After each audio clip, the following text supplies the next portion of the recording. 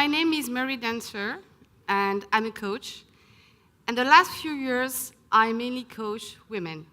And these women there are ambitious and they want to make the most of their career and their lives. And actually, I'm also a facilitator, and my job is to support executive teams. And this team, they're somehow struggling with collaboration, trust, engagement. But actually, it's very lately that, something struck me about energies. I was talking with one of my friends, she's an healer, and she was explaining to me the concepts of masculine and feminine energy. And it was like a aha moment. I said, yes, that's it. The problem, the issues, the struggle we may experience in the workplace can come from an imbalance between our feminine and masculine energy, and both for men and women. So today, I would like to give you a perspective on how valuing feminine energy might be a step to move forward, to have a more balanced workplace, and to reach gender equality. But first, I would like to share with you my personal story with the corporate world. So when I started my career, I was like this woman. I was with a flying cape, red one, and I was really engaged and dedicated. And actually, one of my first jobs was really exciting. I was asked to design and deliver for my company, I worked in the banking industry, a marketing offer targeting leading companies which hired very high-profile expatriates. And we did it. It was quite challenging because it was new, so we had to adjust very strict legal processes. But actually, it was a huge success. I signed many partnerships with different companies, and my bank attracted a lot of new wealthy clients. So what happened? I was successful, and I got promoted, right? It's the way things are going. And I moved to another department. I took new responsibilities, and I had a new management. And unfortunately, a few years later, I felt totally disengaged. Because what was valued in my previous job, my ability to be creative, tapping into my creativity, being innovative, and finding new ways of making business, was not acknowledged anymore. It was all about tracking KPIs, injunctions to sales. So what happened? I ditched my corporate career. And it was so unthinkable to me to do so. But it's still happening, right? We call it the women mid-career drop-off. Have you experienced, do you know women who have? Yes, thank you. But today we are in 2019, and actually gender equality is a big topic. More and more companies are aware that women career drop-off can result in a loss of creativity and innovation. There are many studies, like Why Diversity Matters from McKinsey. They have shown that having a balanced number of men and women in leadership positions produces better business results. $12 trillion could be added at global GDP if the gender gap is narrowed. This is the GDP of Japan, Germany, and UK combined. And still, it will take us another 100 years to reach gender equality. 100 years. And why? Why? We all know that it's profitable, it's good for business, and actually making business is the ultimate goal of companies, right? And still it will take 100 years. I think that from my perspective as a coach and as a mentor, that women, they always have this creeping question arising: is it worth it? And my mission is to make this question irrelevant. Yes, it's worth it. We need women who can contribute by expressing their full nature, the whole nature of who they are, and to allow men to also tap into their feminine energy. But what are we talking about, feminine and masculine energy? I want to share with you these two pictures. There is a triangle and a picture with swirls and curves. Which one do you think symbolizes masculine energy? Triangle, right? Do you agree with this? It's funny, because instinctively, you spotted this one as masculine energy. And you are right. Masculine energy is made up of straight lines and angles. Feminine energy is made up of swirls and curves. Feminine energy is very fast. It can do 25 things at the same time, while masculine energy is more linear. It says go from point A to point B, down to point C, and back to point A. One of the most common beliefs is that men have masculine energy and women have feminine energy. Do you agree with that? But it's not really true. Actually, we have both masculine and feminine energy. It's true, there is a study from Dr. Cohen-Baron, and actually it shows that 50% of women have empathizing brains, which is more related to feminine energy, and 50% of men have more systemizing brain. But the other half, they have roughly balanced energy and brains, both systemizing and empathizing. So I'd like to ask you, what do you think are the traits of masculine energy, and what are the traits of feminine energy? I would like you to find a partner and share what do you think are the traits of masculine energy and what are the predominant traits of feminine energy. Give you 1 minute to share, and then I will ask you. So there are three of us here. We have Garima and Ashley and Shikha. So between the three, we think masculine energy is assertiveness, independence, achievement, risk-taking, and feminine energy is creativity, empathy, love, compassion. Wow, beautiful. Applaud, can applaud. Someone else want to share? I think feminine is more emotional, and masculine is more rough and tough kind of thing, I don't know. And feminine is even more flexible, like the waves, they can just float around and be more adaptable to a situation. Flexible. Okay, thank you. Wow. Actually, you're all right. Masculine energy is really rooted to logical thinking, as you said. So actually, decisions are made on factual data. It's also it can take very decisive action, which is ability to take action quickly and with confidence.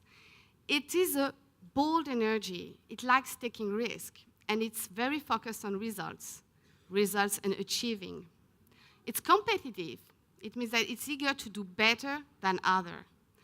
On the other side, feminine energy is connected to its intuition, which is the ability to make decisions instinctively without the need for conscious reasoning. It is featured by its creativity, its nurturing nature, and it likes experiencing things. It's not just focused on results.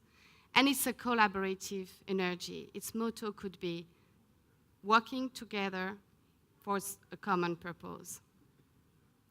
So I'd like to share this picture when we have this balance, because actually masculine energy is more focused on results. It's a result-oriented energy, while feminine energy is focused on experience. So I can illustrate this with a very powerful example. If I jog, because I like to feel the breeze, and I like connecting with nature, I feel fulfilled to be here at this moment present.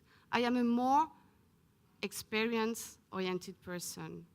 But if I jog because I want to run a marathon in 3 months, I am more what? Exactly. And both are legitimate, right?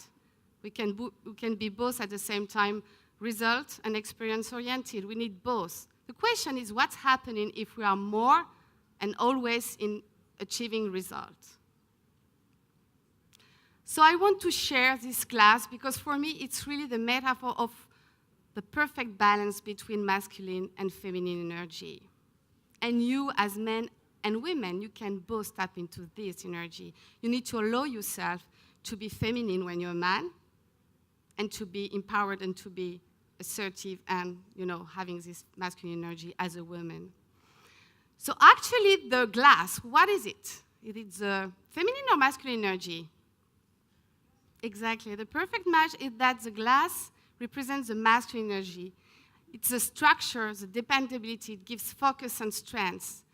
And it gives the permission to feminine energy, the water, to express himself, to express its creativity and vision. I'd like to know, what do you experience in your corporate place? What are the traits that stand out in your corporate organization? Is it more glass or more water? It's a balanced workplace? Okay. I'd like to know which of these traits are predominant for you. Are there those who have masculine energy in the organization? You can raise your hand.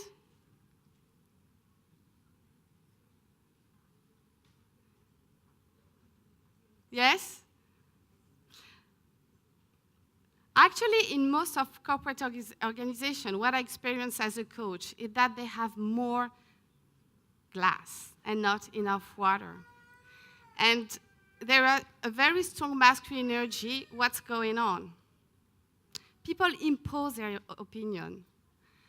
They don't want to know, they don't know when to rest, so it leads to burnout. They want to please others. So corporate organization is like a monarchy.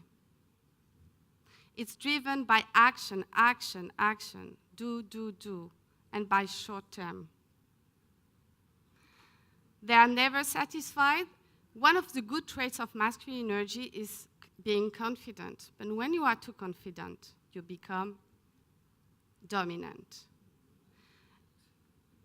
And when masculine energy is too strong, feminine energy is weak, which leads to frustration. So it gives some emotional outburst, or at the opposite, repression of emotion. There is no place for creativity, no place for vision. There is a lack of clarity. So let me give an example of what I face with organizations and people. Actually, one of the good traits of masculine energy is being competitive. But it can become a pitfall. And it becomes a pitfall. You won't, I say confident, yes. When you are too confident, actually you become controlling. It can be also being competitive. Being competitive is a good trait of masculine energy, right? But if you don't counterbalance it, you may want to win at any cost. So I coach different kind of person, and what I observe when there is imbalance between masculine and feminine energy is, for example, one of my clients, her name is Upsana, and she's 28, and she's very ambitious. She works in IT industry, but she comes to me because at some point she needs to close some power gaps. She needs to be more assertive. She needs to take ownership and to be focused on achievement. So my job as a coach is to support her in achieving these results and being more assertive, so it's more about strengthening her masculine energy. My other client, she's also a woman. Her name is Marina. And actually, this client, she's a high achiever. She's in 40s. She has done everything in her career.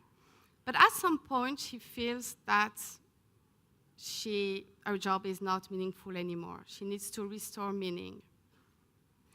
Because she has lost connection with her feminine energy, with her intuition, and she has no more vision.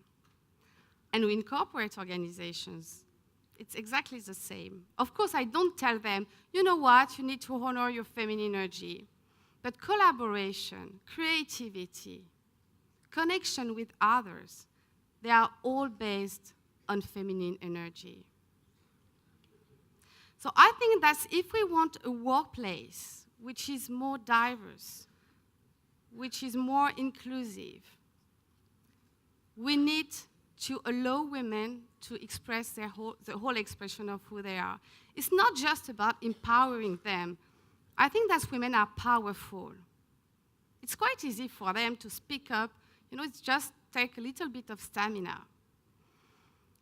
But we need to allow them to think it's worth it because they can express who they are. And we need to allow men to also tap into their feminine energy and to open up.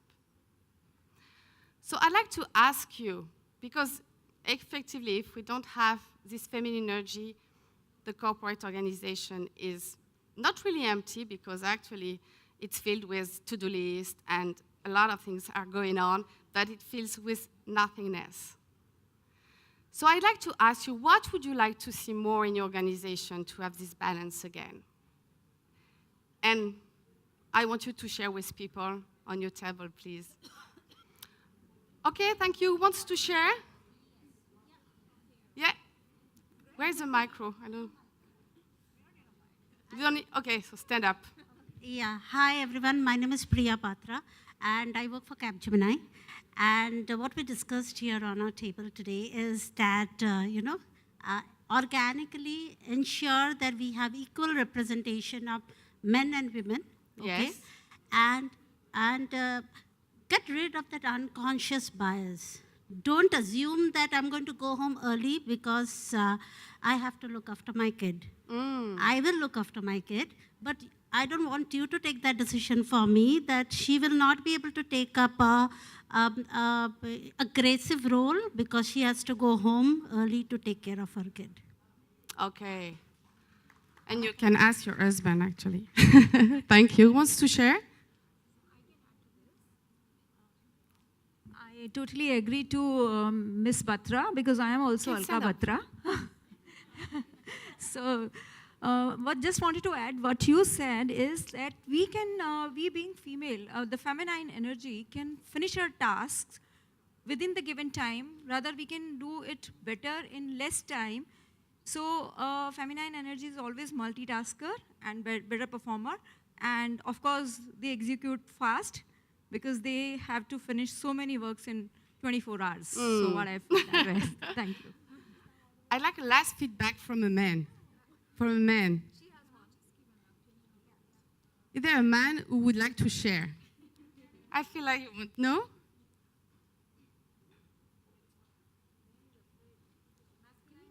What do you think of this? Get involved in this man bashing stuff right now. Well, everyone, I think man or woman, everyone can do each and everything equally. Equal rights for men too, please. Thank you very much. So actually, if we have a more balanced workplace, where women and men, you want to share, sorry.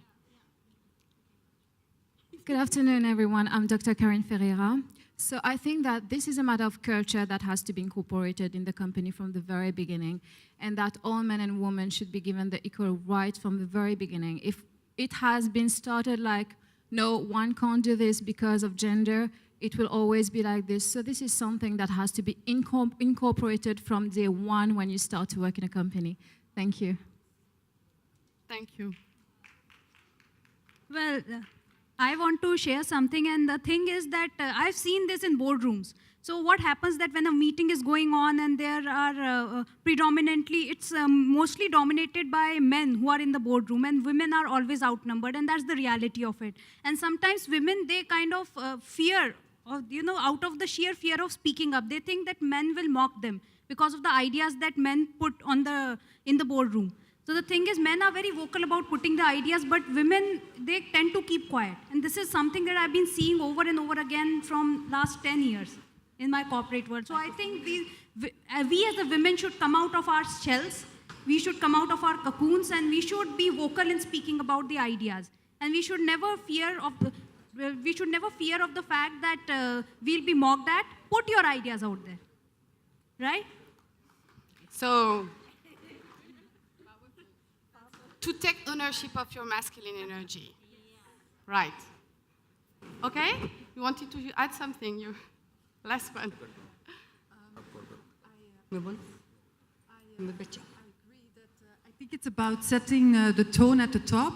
But of course, if you today start a company as a woman or a man, you can really set that example from the start. So you have competitive advantage. But sometimes old school can be good. It all depends on the values of the leader.